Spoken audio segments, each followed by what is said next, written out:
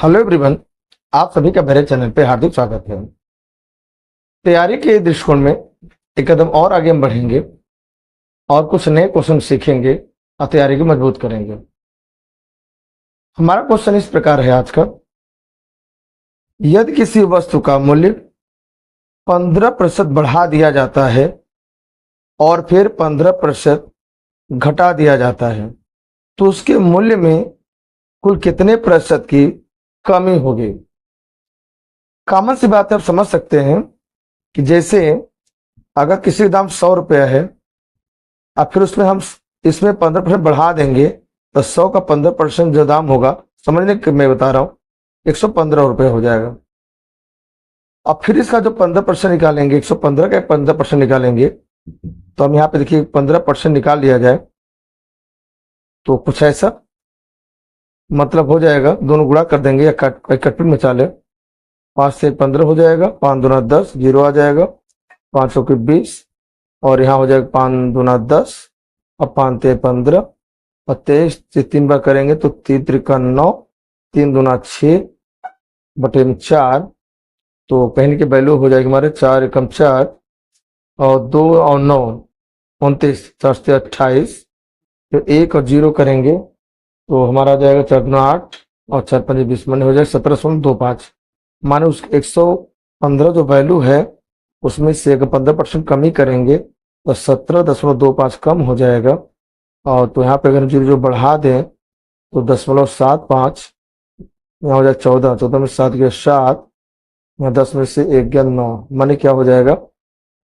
कहने मतलब यह है जो 100 रुपया ओरिजिनल वैल्यू थी, 15% बढ़ाने के बाद जब 15% घटा दिया गया, वैल्यू को माइनस कर दिया गया उसमें से, तो दाम ओरिजिनल वैल्यू से देखिए कम आ गई। इस समझने वाली बात है, मैंने आपको समझाने प्रयास किया। देखिए करें कैसे, आई मैं इसको आपको कराता हूं फॉर्मूला से। हमें कह रहे कमी हो जाएगी, यही बात समझना है। अगर आप समझ जाएंगे तो बेहतर होगा, है ना। तो कितने परसेंट कमी हो देख लीजिए, मिला लीजिए। यहाँ कितना हो जाएगा, 100 था पहले और 97.25 और 75 हो जाता है, माइनस करेंगे आप क्या आएगा 0.25 हो जाएगा। ये 100 में से 75 गया तो 25, 2.25 आंसर होना चाहिए। ऑप्शन में ए करेक्ट होगा। बट मैं इस तरह से आपको नहीं सजेस्ट करूंगा, ये तो मैं समझाने प्रयास कर रहा कि दाम बढ़ने के बाद जब घटाते हैं तो वैल्यू पहले से छोटी हो जाती है। मेरा ये उद्देश्य था। आइए अब करके दिखाते हैं। रूल ये है कि अगर वृद्धि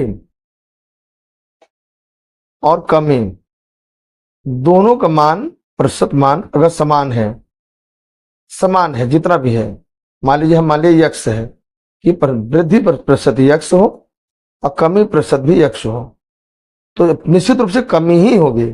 मैं जो यहाँ समझाने प्रयास किया हूं कि कमी होगी, इसलिए कुल मिला के जो प्रतिशत कमी होगी, जो प्रतिशत कमी आएगी फाइनली वो कितना होगी, यक्स का स्क्वायर बटे में 100%।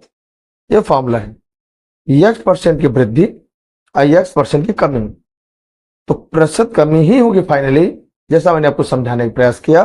तो हमारा जो आंसर आएगा वो यक्स स्क्वायर बटा 100% में आंसर होगा। क्या यक्स मान प्रश्न क्या दिया है, 15 दिया है, तो 15 का स्क्वायर बटा के 100%, मतलब 15 का स्क्वायर 225 होता है और नीचे 100 लगा देंगे प्रतिशत, और 2 जीरो है तो 2 पॉइंट डेसिमल लग जाएगा, इसका मतलब 2.25%।